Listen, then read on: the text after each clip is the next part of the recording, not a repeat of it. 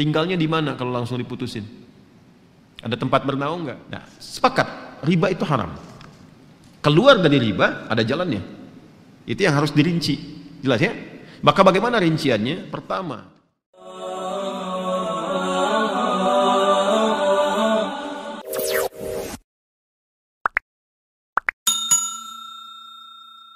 Assalamualaikum warahmatullahi wabarakatuh. Sahabat Andromedia Channel dimanapun Anda berada, siapa yang saat ini tengah terjerat ke dalam riba KPR dan ingin mengetahui solusinya? Dalam video kali ini kita akan bersama belajar mengenai riba dan solusinya. Sebelum kita masuk lebih jauh lagi, kita perlu mengetahui terlebih dahulu apa itu riba. Secara sederhana, riba adalah menambahkan atau melebihkan jumlah yang harus dikembalikan peminjam dari pokok pinjaman. Dasar hukum riba adalah sebagaimana firman Allah Subhanahu wa Ta'ala, "Dan sesuatu riba tambahan yang kamu berikan agar harta manusia bertambah, maka tidak bertambah dalam pandangan Allah. Dan apa yang kamu berikan berupa zakat yang kamu maksudkan untuk memperoleh keridhaan Allah, maka itulah orang-orang yang melipat gandakan pahalanya." Quran Surat Ar-Rum ayat 39. Sebagai kebutuhan primer, setiap orang tentunya punya keinginan untuk memiliki rumah sendiri. Namun bagi umat Islam khususnya, menghindari riba adalah hal penting yang harus dipegang teguh karena hukumnya haram. Akan tetapi fakta di masyarakat, kredit pemilikan rumah atau KPR terus meningkat. Dan banyak developer yang menawarkan KPR konvensional yang dinilai kuat mengandung unsur riba. Siapa yang tidak ingin segera punya rumah sendiri? Di tengah situasi ekonomi sulit saat ini, tak sedikit di antara kita akhirnya menempuh solusi tercepat dengan mengambil KPR yang mengandung riba. Mungkin ada di antara kita yang sudah terlanjur membeli rumah dengan cara KPR yang mengandung riba. Lalu bagaimana solusinya menurut Islam? Kita simak pendapat Ustadz Adi Hidayat berikut ini. Islam itu bijak. Sekarang ditimbang dulu. Kalau hifdzul mal dengan hifdzul nafsi itu kuat mana? Ini ada hifdzul nafsi nih, ini ada hifdzul mal, ya kan? Baik, antara hifdzul nafsi bertemu dengan hifdzul mal, yang paling kuat yang mana? Menjaga jiwa atau menjaga harta? Paling gampangnya gini lah, mencuri itu haram nggak? Apa? Haram ya. Kata orang semua mencuri itu haram kecuali mencuri hati anak bapak mertua ya. Dengan cara yang dibenarkan. Baik, semua mencuri itu haram, nggak boleh. Gimana kalau ada orang lapar, sangat lapar, yang jika dia tidak mengonsumsi sesuatu, resiko kepada jiwanya. Lalu dia lihat ada makanan tuh yang bukan hak dia, diambil itu untuk memenuhi hajat laparnya sehingga terjaga dari serangan-serangan yang berpotensi menghadirkan kematian. Walaupun kita katakan kematian itu ajal, tapi tetap ada sebabnya kan?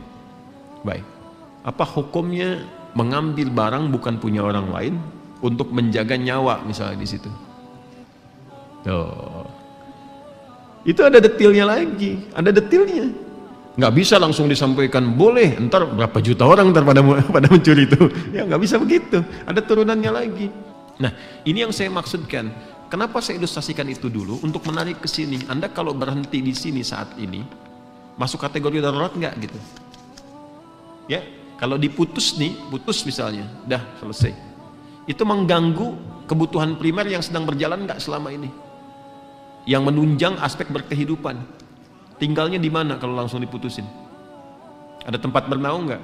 Nggak boleh ujug-ujug begini, tinggalin tuh. Tiba-tiba nanti nggak ada penopang sementara waktu pada saat itu yang disiapkan dan menjadikan kemudian lebih sulit dari sebelumnya sehingga mengganggu keberhidupan. Ini konstruksi ini nggak disampaikan sama beberapa penceramah yang menyampaikan dengan jawaban dari pertanyaan serupa. Suruh keluar dari pekerjaan, langsung keluar.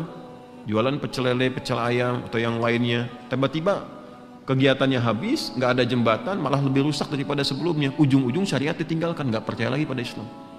Ada yang begitu, ada. Jika saat ini kita belum terjerat kepada riba, maka jauhilah. Dan untuk pemilikan rumah bisa memanfaatkan layanan pendanaan syariah. Nah, sepakat, riba itu haram. Keluar dari riba ada jalannya. Itu yang harus dirinci. Jelas ya? Maka bagaimana rinciannya? Pertama, timbang aspeknya. Ini yang bertanya ini, lihat, udah punya jembatan belum? Kalau bisa ditinggalkan ini, ya ditinggalkan, sudah, oper cicilan, alihkan ke bentuk syariah. Kan ini bank konvensional punya syariah nih, ada juga yang syariah. Tanyakan dulu, ini solusi yang paling pertengahan. Ya, ambil, konversikan dari konvensional ke syariah. Nanti dinilai oleh syariah nih. Yang sudah berapa? Biasanya syariah itu akadnya langsung jual beli nanti. Ya, ini dinilai berapa asetnya, harganya berapa, cicilan yang ke banknya yang konvensional berapa, dilunasin oleh bank syariah. Nanti ada skema untuk penjualan. Dari penjualan itu terjadi akad yang dibenarkan. Setelah akadnya terjadi, lanjutkan cicilan, itu jalan tengah. Jelas? Nah, lalu bagaimana status riba yang sebelumnya? Dengan ketidaktahuan, setelah itu tahu, Masya Allah, lanjutkan ayatnya. Baik, jika ada yang sudah terjebak kepada riba, kemudian dia mau berpaling, bertobat, yang sebelumnya karena tidak tahu, ketika dia putus itu, yang sebelumnya terampuni oleh Allah Subhanahu wa Ta'ala. Ma'dzur, diampuni. Serahkan, kata Allah, urusannya kepada Allah. Sudah, Allah maafkan, itu selesai, sekarang perbaiki. Nah, kalau mampu dilakukan itu, konversikan dari konvensional ke syariah, plus dari syariah nanti dinilai, teruskan cicilannya. Kalau susah, tidak ada dan sebagainya, lihat dulu nih, lihat dulu. Ini kalau pindah, dilepas, pindahnya kemana? Jangan sampai terjadi tiba-tiba rumah dijual, nggak ada tempat bernaung, setelah itu meminta-minta. Atau menyulitkan kolega sekitaran. Ada ibu kedatangan kita misalnya dengan keluarga, ada adik numpang tinggal tapi bawa rombongan dengan 6 anggota plus ART-nya misalnya kan.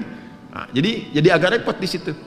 Maka ketika ada kondisi seperti ini, dalam kondisi darurat yang sudah berlangsung, maka berlaku kaidah ad-daruratu tubihul mahdzurat. Dalam konteks darurat membolehkan sementara waktu sampai dengan tuntas ini selesai.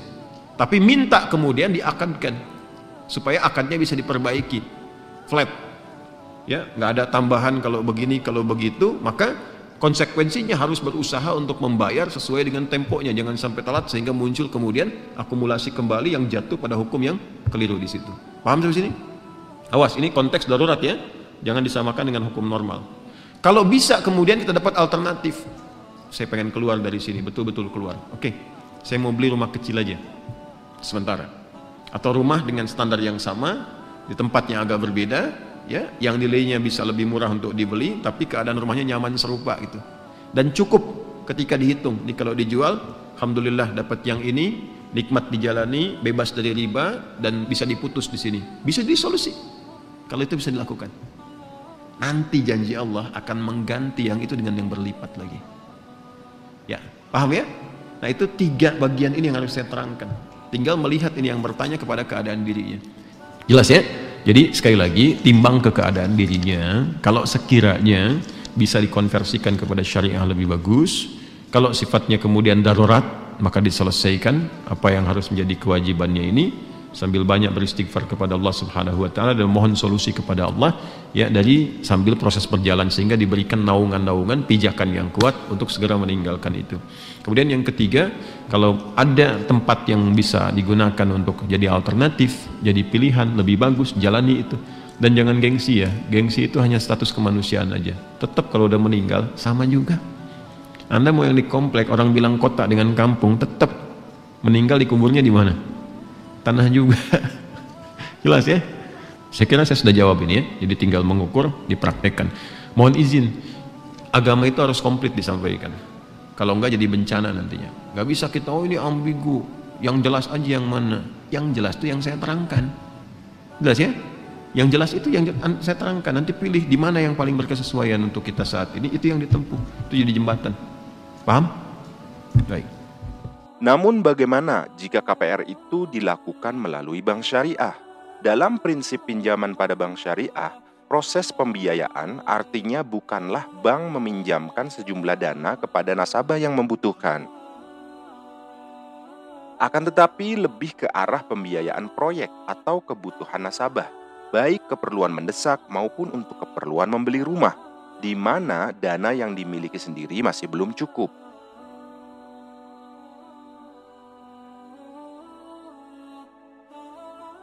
Dalam hal ini, bank syariah bertugas sebagai intermediasi uang tanpa meminjamkan dana dan tanpa memberi bunga pada nasabah.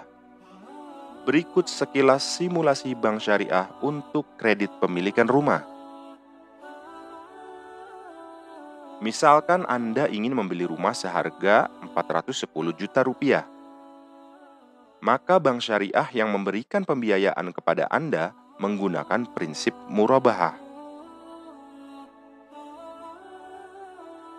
Oleh bank atau lembaga penyedia keuangan syariah, rumah tersebut akan dibeli seharga 410 juta dan dijual kepada Anda sebagai nasabah tersebut dengan harga 438 juta. Kemudian Anda membayarnya dengan cara dicicil dengan jangka waktu sesuai dengan kesepakatan. Selisih harga tersebut disebut sebagai margin dan menjadi keuntungan bank. Fasilitas pinjaman dari bank syariah memang ada ziyadah atau tambahan, namun ini bukanlah riba.